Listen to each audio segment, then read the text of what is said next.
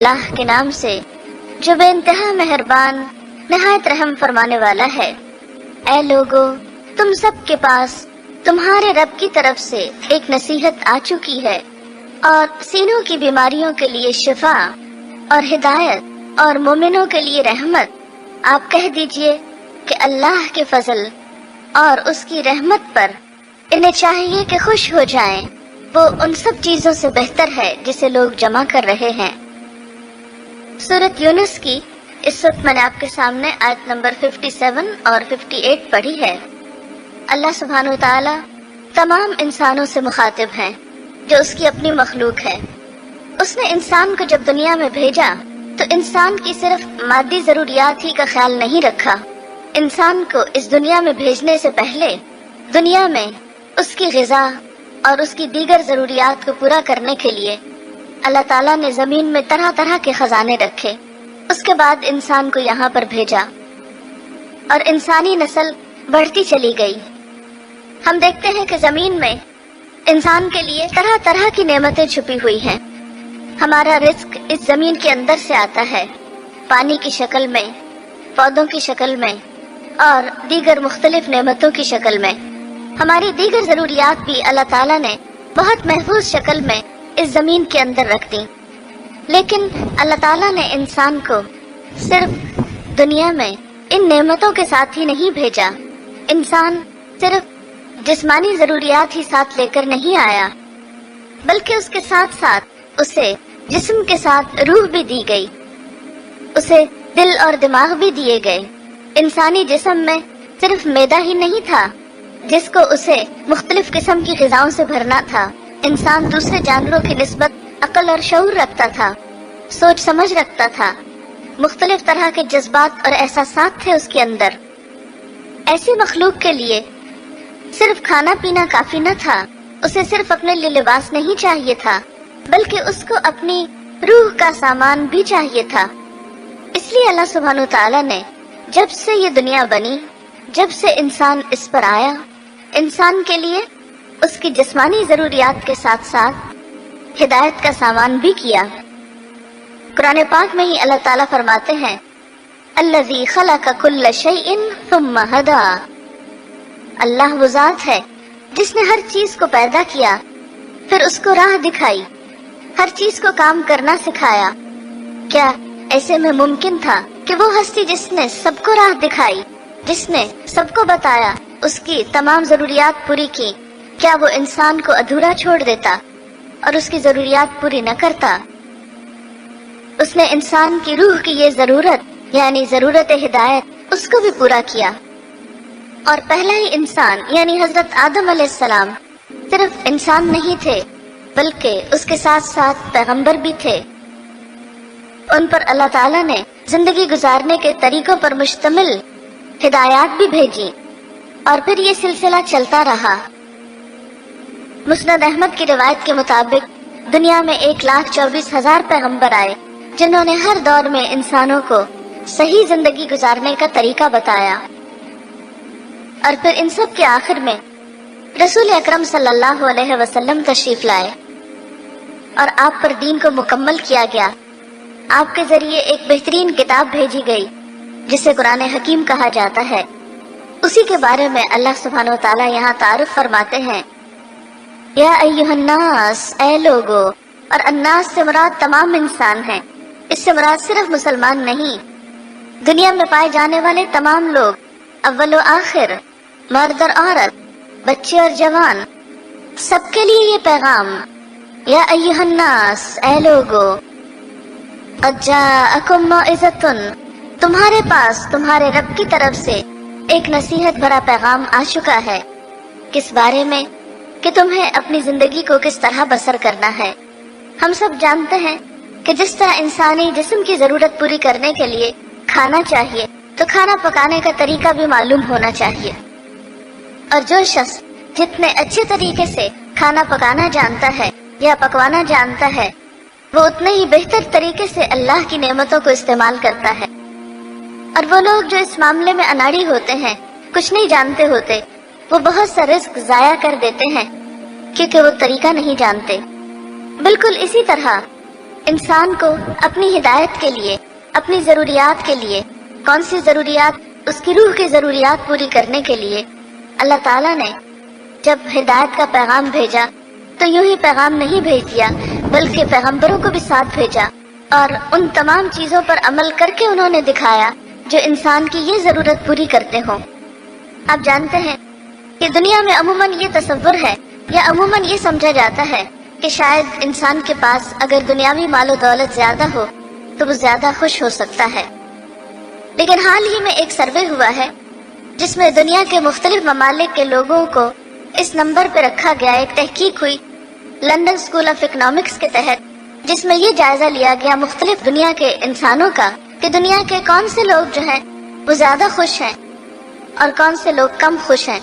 تو آپ کے لیے حیرت ہوگی کہ برطانیہ کا نمبر 39 تھا، برطانیہ کے لوگوں کا خوشی کے اعتبار سے۔ ہندوستان کا نمبر 5واں تھا، اور آپ کو حیرت ہوگی کہ دنیا میں سب سے زیادہ خوش رہنے والے لوگ بنگلہ دیش کے لوگ تھے، جو عموماً سب سے غریب ملک سمجھا جاتا ہے۔ تو اس سے پتہ چلتا ہے کہ انسان کی خوشیوں کا انحصار دولت پر نہیں، ضروری نہیں کہ جس کے پاس مال زیادہ ہو وہ خوش بھی زیادہ ہو۔ پھر اگر مال ہی خوشیوں کا سبب نہیں تو پھر وہ کیا چیز ہے جس کی وجہ سے انسان خوش رہ سکتا ہے؟ خوشیوں کی بنیاد اور بہت سی چیزیں ہیں، جس میں خاص طور پر انسان کی روحانی ضروریات کا پورا ہونا۔ جب ہم خوش ہوتے ہیں تو ایسا نہیں کہ ہمارے ہاتھ خوش ہو رہے ہوتے ہیں یا ہمارے پاؤں خوش ہو رہے ہوتے ہیں یا ہمارا سر خوش ہو رہا ہوتا ہے، وہ ہمارا دل اور روح خوش ہوتی ہے۔ اس لیے دل اور روح کی خوشی کس چیز میں ہے؟ جب تک ہم اس کے بارے میں نہیں جانتے، جب تک اس کو نہیں پہچانتے، اس وقت تک ہم خوش نہیں رہ سکتے۔ خوشیوں کی حقیقی ضرورت اللہ کی کتاب پوری کرتی ہے۔ قرآن پاک میں روح کے لیے یعنی وحی کے لیے بھی لفظ روح آیا ہے۔ انسان کے جسم کے اندر جو روح ہے اس کے لیے بھی لفظ روح آیا ہے۔ ایک اور موقع پر قرآن کے لیے وحی الہی کے لیے بھی لفظ روح آیا ہے۔ گویا دوسرے معنوں میں انسان کی روح کی خوشی اس روح کے اندر ہے۔ اسی لیے فرمایا یا ایھا الناس، اے لوگو، قد جاءکم موعظۃ من ربکم، تمہارے پاس تمہارے رب کی طرف سے ایک نصیحت آ چکی ہے۔ وشفاء لما فی الصدور، اور جو کچھ سینوں میں ہے اس کے لیے شفا۔ اور سینے میں کیا ہوتا ہے؟ دل، اور دل ہی انسان کا مختلف خواہشات اور مختلف احساسات اور جذبات کا منبع یا مصدر ہوتا ہے یا سورس ہوتا ہے۔ آپ کا دل خوش ہوتا ہے تو ساری دنیا آپ کو خوش نظر آتی ہے، اور اگر آپ کا دل غمگین ہے تو ہر چیز میں آپ کو ایک اداسی کی کیفیت محسوس ہوگی۔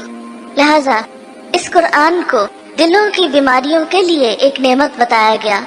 ایک اور جگہ پر اللہ تعالیٰ فرماتے ہیں وَنُنَزِّلُ مِنَ الْقُرْآنِ مَا هُوَ شِفَاءٌ وَرَحْمَةٌ، ہم قرآن میں سے وہ چیزیں اتارتے ہیں کہ جو شفا اور رحمت کا سبب ہے۔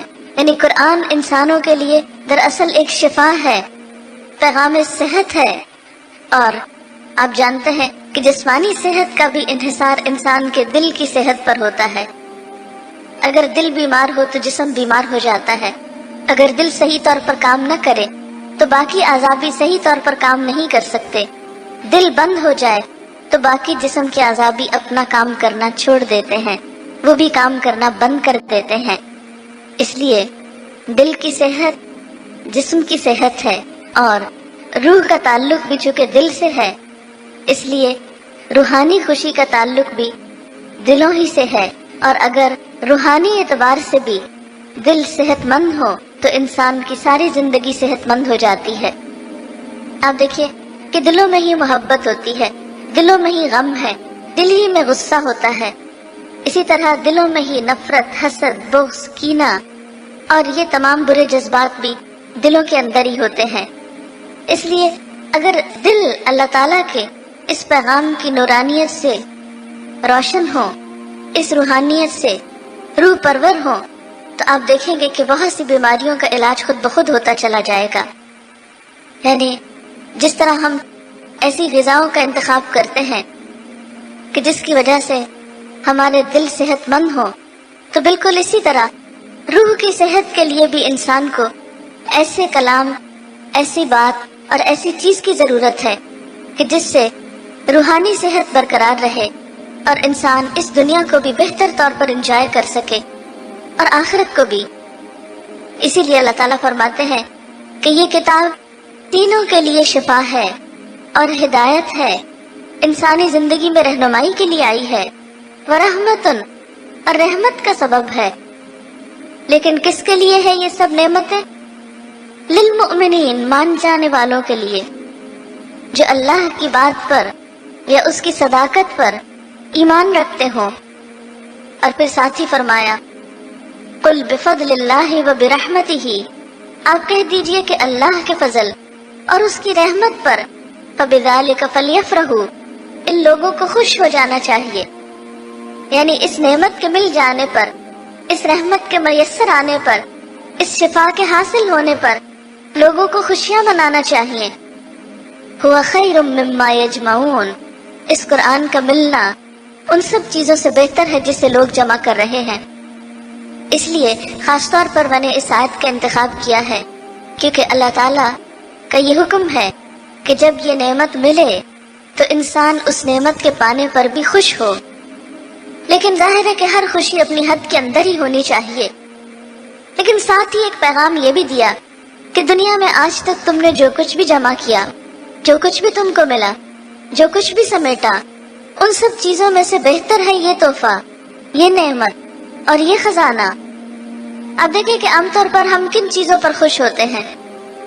جب ہمیں مال میں سے کچھ ملے، یا کوئی عزیز دوست ملے، یا کوئی اور اسی طرح کی، اور عموماً مال کے ملنے پر ہر چیز سے بڑھ کر خوش ہوتے ہیں، کیونکہ انسان کے اندر اس کی محبت رچ بس گئی ہے۔ قرآن پاک میں اللہ تعالیٰ فرماتے ہیں ان الانسان لربہ لکنود، بے شک انسان اپنے رب کا بہت ناشکرا ہے، وَإِنَّهُ لِحُبِّ الْخَيْرِ لَشَدِيدٌ، اور انسان مال کی محبت میں بہت شدید ہے۔ لہذا عموماً جب انسان کو کوئی مادی چیز ملتی ہے تو اس پر وہ زیادہ خوش ہو جاتا ہے، لیکن اللہ تعالیٰ اس موقع کو فوراً اس طرف موڑتے ہیں، اس احساس کو فوراً اس طرف موڑ دیتے ہیں کہ ہوا خیر مما یجمعون، یہ قرآن زیادہ بہتر ہے جسے لوگ جمع کر رہے ہیں، جسے لوگ سمیٹ رہے ہیں۔ اللہ تعالیٰ اس کو ایک اور جگہ بابرکت کتاب بھی فرماتے ہیں، کتاب انزلناہ الیک مبارک، یہ ایک ایسی کتاب ہے جسے ہم نے آپ کی طرف اتارا ہے، بہت برکت والی ہے۔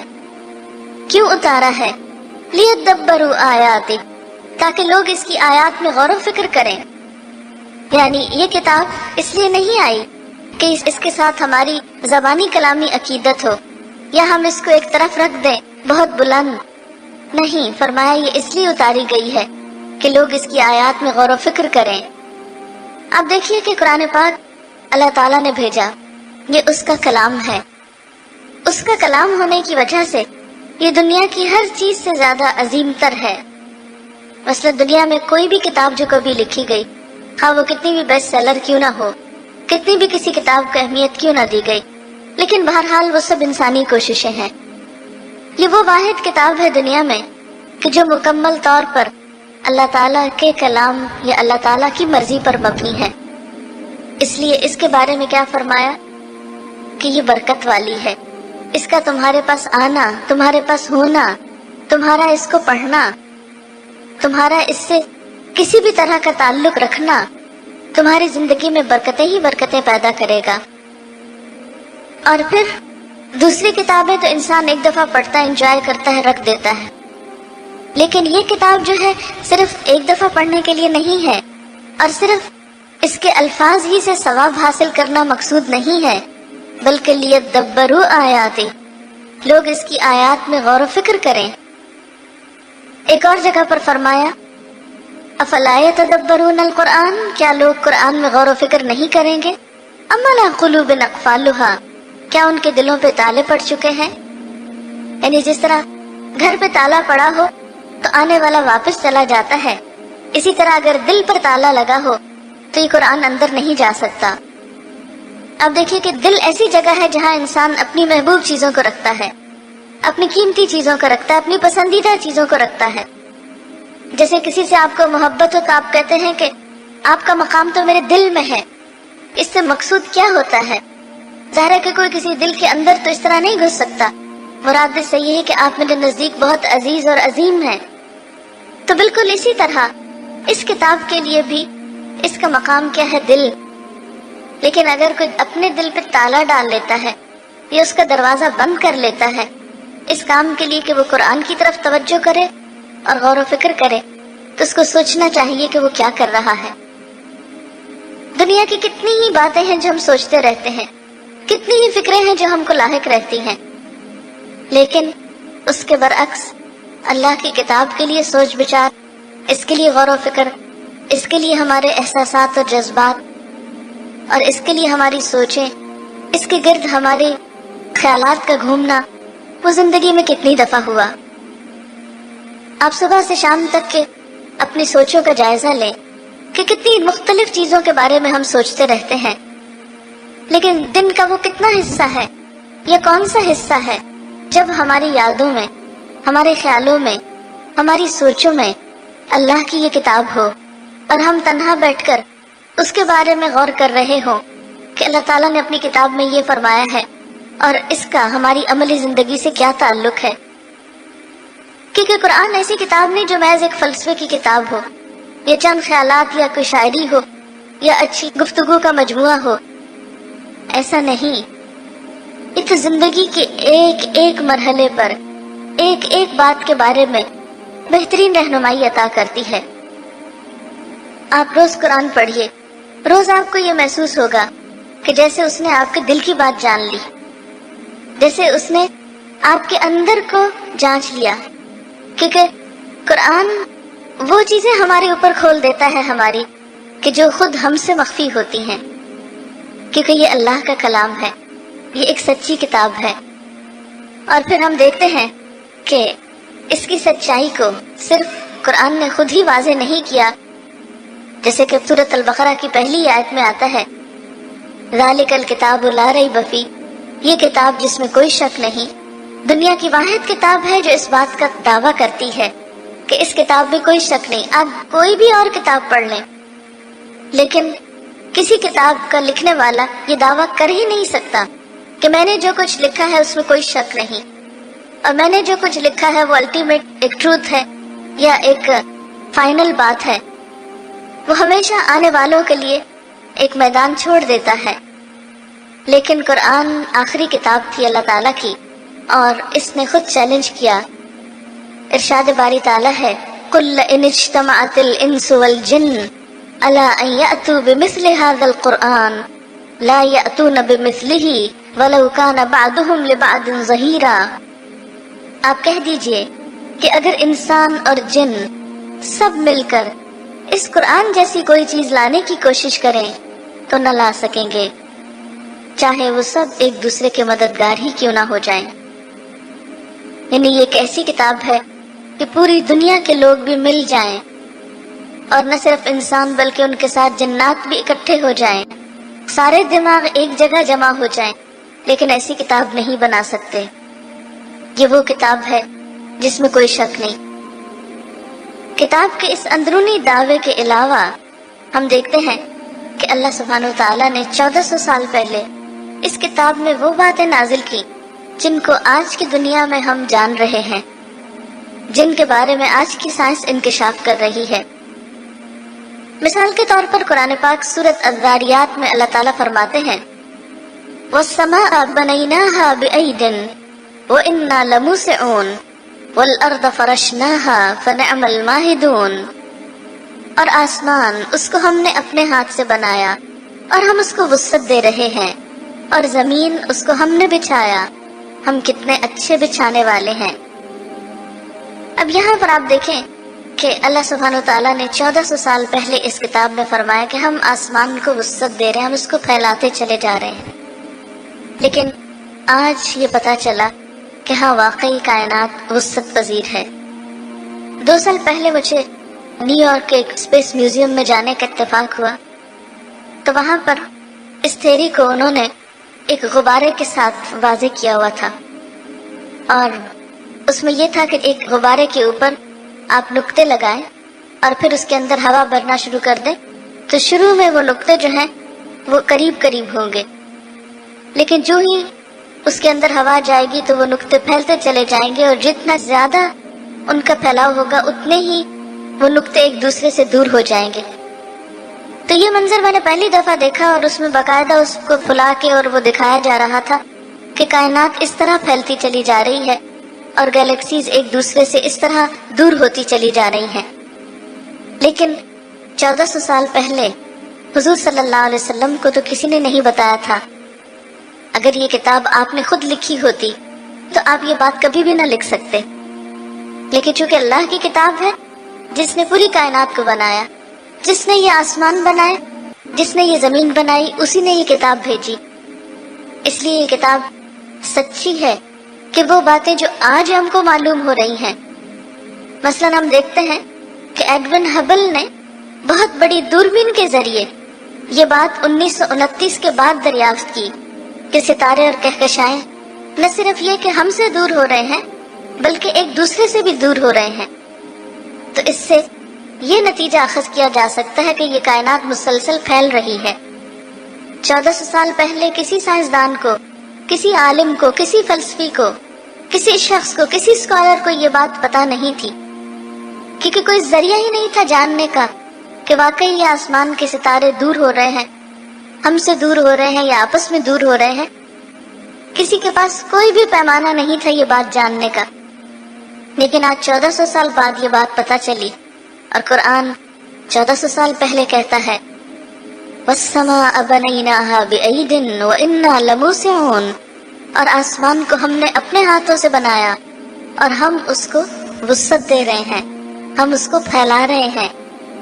یعنی صرف بنا ہی نہیں دیا بلکہ یہ پھیلتا چلا جا رہا ہے۔ اور اس کا پھیلاؤ کس طرح ہے؟ یہ اسی طرح ہے جیسے یہ رسی ہو، اور آپ نے دیکھا ہوگا کہ بعض اوقات رسی کو ایک لکڑی کے اوپر یوں بل دے دیے جاتے ہیں۔ آپ یوں سمجھے کہ یہ گیلیکسیز اور مختلف چیزیں جو ہیں یہ اسی طرح آپس میں لپٹی ہوئی تھی، جیسے قرآن پاک میں ایک اور جگہ پر آتا ہے، اور پھر ہم نے ان کو کھول دیا۔ تو اب جب یہ کھلتا ہے تو کیا ہوتا ہے کہ جیسے رسی کے بل کھلتے چلے جاتے ہیں تو چیز پھیلتی چلی جاتی ہے۔ اور آپ اگر شیپ اپنے ذہن میں لائیں گیلیکسیز کی تو آپ دیکھیں گے کہ اس کے اندر بھی یوں ہی رسی کی طرح جیسے بل کھلے ہوئے ہوں، اس طرح ایک دوسرے سے لہریں جدا ہو رہی ہوتی ہیں، اور پھر وہی کھلتے چلے جا رہے ہیں، کھلتے چلے جا رہے ہیں۔ اور یہ نظریہ جو ہے قرآن پاک میں 1400 سال پہلے بیان کیا گیا۔ پھر اسی طرح آپ دیکھیں کہ ایک اور آیت میں اللہ تعالیٰ فرماتے ہیں وَهُوَ الَّذِي خَلَقَ اللَّيْلَ وَالنَّهَارَ، وہ اللہ وہ ذات ہے جس نے رات اور دن کو بنایا، وَالشَّمْسَ وَالْقَمَرَ، سورج اور چاند کو بنایا، كُلٌّ فِي فَلَكٍ يَسْبَحُونَ، سارے کے سارے اپنے مدار میں تیر رہے ہیں۔ اب آپ دیکھیے کہ 1400 سال پہلے کے انسان کو یہ بات پتہ نہ تھی۔ رات اور دن کا جہاں ذکر ہے وہاں سورج اور چاند کا ذکر ہے، پھر فرمائے کلن فی فلک یسبحون، یہ سورج اور چاند جو ہیں یہ اپنے اپنے آربٹ کے اندر، اپنے اپنے دائرے کے اندر گھوم رہے ہیں، اور صرف گھومنے کا لفظ نہیں فرمایا بلکہ تیرنے کا فرمایا۔ کائنات کی جو فضا ہے اس میں سیارے اسی طرح گھوم رہے ہیں جیسے سمندر کے اوپر کوئی کشتی تیر رہی ہو، یعنی اتنی اسموتھ ہے ان کی رفتار، جس طرح پانی کی سطح کے اوپر ایک جہاز چل رہا ہوتا ہے اور وہ یوں لگتا ہے جیسے پھسلتا چلا جا رہا ہو۔ اور یہ سب جانتے ہیں کہ اجرام فلکی جو ہیں یا ستارے اور سیارے جو ہیں یہ دائروں کی شکل میں سفر کرتے ہیں، یعنی ان کی جو رفتار ہے وہ سیدھی نہیں ہے بلکہ وہ گول گھومتے ہیں۔ 1400 سال پہلے کے انسان کو نہیں پتا تھا کہ سورج بھی گھوم رہا ہے یا زمین بھی گھوم رہی ہے۔ ایک عرصے تک یہ نظریہ رہا کہ سورج جو ہے وہ چلتا ہے اور زمین اپنی جگہ پر ساکت ہے۔ پھر یہ ہوا کہ نہیں، سورج ٹھہرا ہوا اور زمین گھوم رہی ہے، لیکن قرآن نے کیا بتایا؟ دونوں ہی گھوم رہے ہیں۔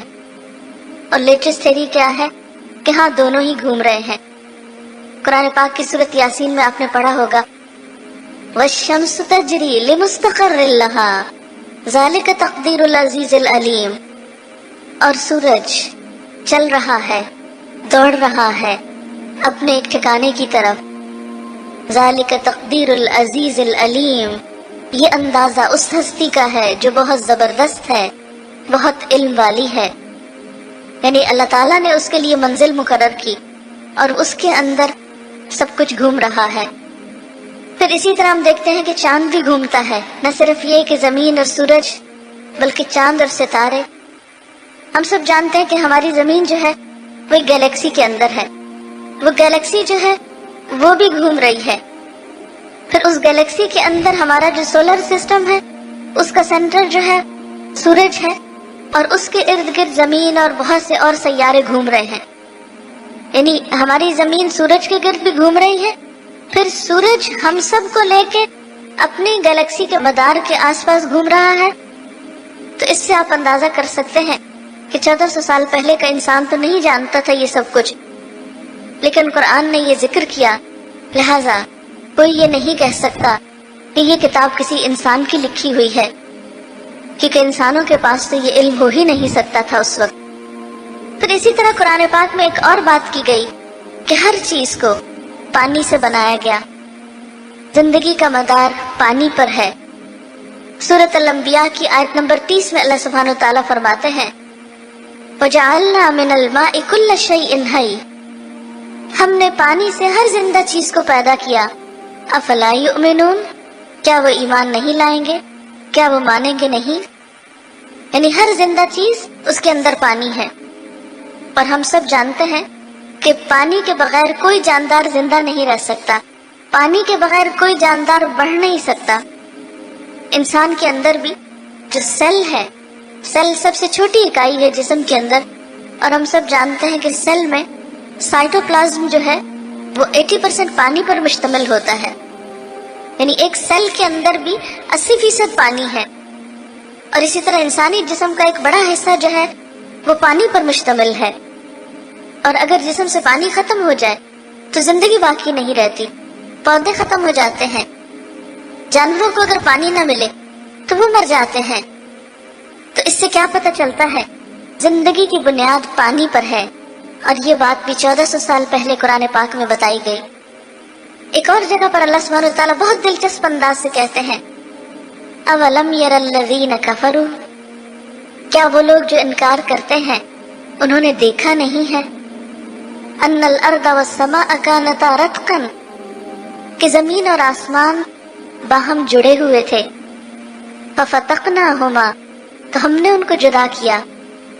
اور اس میں خاص طور پر کہا گیا کہ جو لوگ مانتے نہیں، یعنی اللہ کو نہیں مانتے، اس کے دین کو نہیں مانتے، اس کے اس پیغام کو نہیں مانتے، کیا وہ لوگ اپنی آنکھوں سے اب نہیں دیکھ رہے یہ سب کچھ، کہ یہ سب پہلے ایک تھا، پھر اللہ نے اس کو الگ الگ کیا۔ اور بگ بینگ کی تھیوری میں کیا ہے آپ سب نے پڑھی ہوگی، آپ سب جانتے ہیں، لیکن 1400 سال پہلے تو یہ باتیں موجود نہ تھیں۔ اللہ سبحانہ وتعالیٰ خود فرماتے ہیں افلا یتدبرون القرآن، کیا یہ لوگ قرآن میں غور و فکر نہ کریں گے؟ وَلَوْ كَانَ مِنْ عِنْدِ غَيْرِ اللَّهِ، اگر یہ کتاب اللہ کے سوا کسی اور کی طرف سے ہوتی، لَوَجَدُوا فِيهِ اخْتِلَافًا كَثِيرًا، تو وہ اس میں بہت بڑا اختلاف پاتے۔ لیکن حقیقت یہ ہے کہ یہ کتاب ہر طرح کے اختلاف اور کنٹرڈکشن سے پاک ہے۔ لیکن ہمارے پاس کس لیے آئی ہے؟ صرف جن بھوت بگانے کے لیے نہیں، صرف برکتیں حاصل کرنے کے لیے نہیں، صرف تعویذ بنانے کے لیے نہیں، صرف گلے میں تعویذ کی شکل میں لٹکانے کے لیے یا گھر میں آیت الکرسی لکھ کے لٹکانے کے لیے نہیں۔ یہ کتاب تو ہدایت اور رہنمائی کے لیے آئی ہے۔ اللہ سبحانہ وتعالیٰ فرماتے ہیں وَأَنزَلْنَا إِلَيْكَ الذِّكْرَ، ہم نے آپ کی طرف یہ ذکر نازل کیا، لِتُبَيِّنَ لِلنَّاسِ مَا نُزِّلَ إِلَيْهِمْ، تاکہ آپ لوگوں کو بیان کریں کہ ان کی طرف اتارا کیا گیا ہے۔ یعنی یہ تو کھول کھول کے بتانے کے لیے آیا ہے، بند کر کے غلاف میں لپیٹ کے رکھنے کے لیے نہیں آیا۔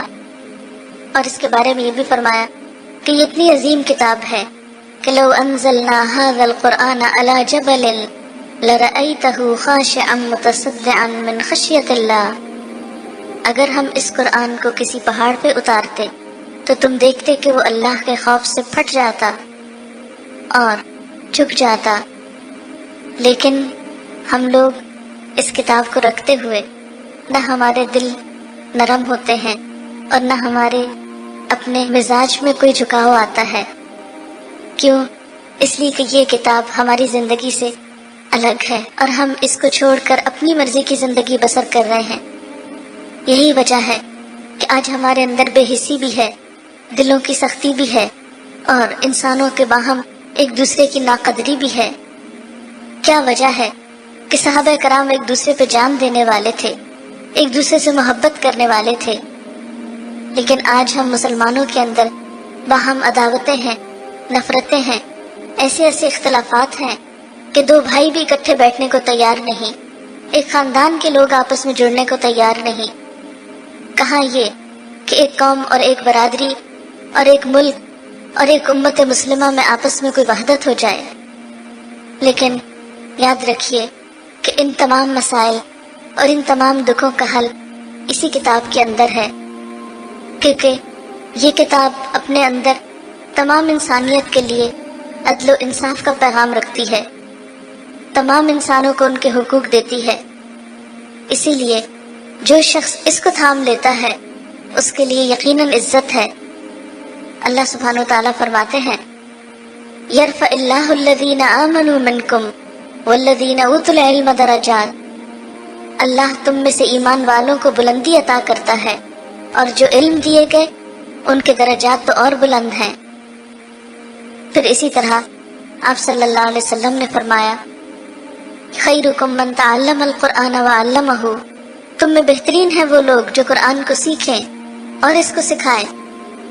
گویا مسلمان ہونے کی حیثیت سے ہماری ذمہ داری بنتی ہے کہ یا تو ہم اس کے سیکھنے والے ہوں یا اگر سیکھ چکے ہوں تو سکھانے والے ہوں، کیونکہ علامہ اقبال نے خوب کہا تھا کہ گر تو خواہی مسلمان زیستن نیست ممکن جز بقرآن زیستن، اگر تم مسلمان بن کے جینا چاہتے ہو تو ممکن نہیں کہ قرآن کے بغیر پھر حقیقی معنوں میں مسلمان بن سکو۔ ہم مسلمان کیوں ہیں؟ اس لیے کہ مسلمان گھرانے میں پیدا ہو گئے۔ اگر ہم واقعی اس اپنی روح کے ساتھ مسلمان بننا چاہتے ہیں جو ہمارے لیے مطلوب ہے اور ہمارے لیے پسندیدہ ہے، تو یہ اسی وقت ہو سکتا ہے کہ ہم اس کتاب کی طرف رجوع کریں، اور اگر ہم اس سے منہ موڑیں گے تو پھر قرآن پاک کی یہ آیت وَقَدْ آتَيْنَاكَ مِن لَّدُنَّا ذِكْرًا، ہم نے اپنے پاس سے آپ کو یہ ذکر عطا کیا ہے، من اعرض عنہ، جس نے اس سے اعراض کیا، فإنه يحمل يوم القیامت وزرا، تو وہ قیامت کے دن اپنے اوپر بوجھ اٹھائے ہوئے ہوگا، خالدین فیہا، اس میں ہمیشہ رہے گا، وساء لہم یوم القیامت حملا، اور قیامت کے دن وہ بوجھ کتنا تکلیف دہ ہوگا، کتنا برا ہوگا۔ پھر اسی طرح قرآن پاک کی ایک اور آیت میں آتا ہے، من اعرض عن ذکری، جو میرے اس ذکر سے منہ موڑے گا، فإن لہ معیشۃ ضنکا، اس کے لیے میں زندگی تنگ کر دوں گا، ونحشرہ یوم القیامت اعمی، اور ہم اسے قیامت کے دن اندھا اٹھائیں گے۔ وہ کہے گا، یا رب لم حشرتنی اعمی، اے رب تو نے مجھے اندھا کیوں اٹھایا؟ تو اللہ تعالیٰ فرمائیں گے، قال کذالک اتتک آیاتنا، کہ ہماری آیات تیرے پاس آئی تھی، فنسیتہا، تم نے ان کو بھلا دیا، وَكَذَلِكَ الْيَوْمَ تُنْسَى، اسی طرح آج تم بھلائے جاتے ہو۔ تو اللہ نہ کرے کہ ہم ان لوگوں میں ہوں جنہوں نے قرآن کو بھلا دیا ہو۔ اور بھولنے میں کیا چیز آتی ہے؟ سرے سے اس کا نہ پڑھنا، یا پڑھ کر اس کو چھوڑ دینا، یا پڑھ کر بھلا دینا، یا اس کے ساتھ کوئی تعلق نہ رکھنا۔ یعنی کسی چیز کو بھلانے کا مطلب کیا ہے؟ کہ اس کی کبھی یاد ہی نہ آئے، اس کی کوئی اہمیت ہی نہ ہو۔ ہم اپنے گھر کی کن چیزوں کو بھولے ہوئے ہوتے ہیں؟ اپنی ذاتی چیزوں میں سے کس کس چیز کو بھولے ہوئے ہوتے ہیں؟ انہی چیزوں کو جن کی ہمارے نزدیک کوئی اہمیت نہیں ہوتی۔ جس چیز کو ہم اہمیت دیتے ہیں اس کو بھول نہیں سکتے۔ تو اللہ تعالیٰ سے دعا ہے کہ اللہ تعالیٰ ہمیں اس کتاب کا حق ادا کرنے کی توفیق عطا فرمائے۔ وآخر دعوانا ان الحمد للہ رب العالمین۔ سبحان اللہ وبحمدہ عدد خلقہ ورضا نفسہ وزنۃ عرشہ ومداد کلماتہ، سبحان اللہ العظیم۔ اللہم صلی علی محمد وعلى آل محمد كما صليت على إبراهيم وعلى آل إبراهيم إنك حميد مجيد اللهم بارك على محمد وعلى آل محمد كما باركت على إبراهيم وعلى آل إبراهيم إنك حميد مجيد ربنا آتنا في الدنيا حسنة وفي الآخرة حسنة وقنا عذاب النار ربنا لا تزغ قلوبنا بعد إذ هديتنا وهب لنا من لدنك رحمة إنك أنت الوهاب ربنا هب لنا من أزواجنا وذرياتنا قرة أعين واجعلنا للمتقین اماما۔ یا رب العالمین، تو ہم سب کو اس کتاب سے بہترین فائدے کی توفیق عطا فرما۔ یا اللہ، تو ہمارے دلوں میں اس کی روشنی پیدا کر دے، اس کے ذریعے ہمیں سکون اور خوشی عطا فرما۔ یا اللہ، ہمیں اس کا حق ادا کرنے کی توفیق عطا فرما۔ جو کچھ ہم نے پڑھا ہے تو اسے قبول فرما۔ یا اللہ، جتنی بہنیں بھی یہاں حاضر ہوئی ہیں، جنہوں نے بھی اس مجلس میں شرکت کی ہے، سب کا آنا قبول فرما۔ یا رب العالمین، ہم سب کو اپنی رحمت سے ڈھانپ لے، ہمیں اپنی محبت عطا کر دے۔ یا رب العالمین، تو ہمارے گناہوں کو معاف کر دے، ہمارے دکھوں کو دور کر دے، ہمیں دنیا اور آخرت کی پریشانیوں سے نجات عطا فرمانا، تمام بیماروں کو صحت عطا فرما، سب دکھی لوگوں کے دکھ دور فرما۔ یا رب العالمین، تو ہم سب پر اپنی رحمت نازل فرما۔ یا اللہ، سب کو اپنی اولاد کی خوشی نصیب فرما، سب کے بچوں کو دنیا آخرت کی کامیابی عطا فرما، ہمارے والدین کو اپنی رحمتوں میں ڈھانپ لے۔ رب ارحمہما کما ربیانی صغیرا۔ یا رب العالمین، جو دنیا سے جا چکے ہیں ان کی بخشش فرما۔ یا اللہ، ہم سب تیری رحمت کی فریاد کرتے ہیں۔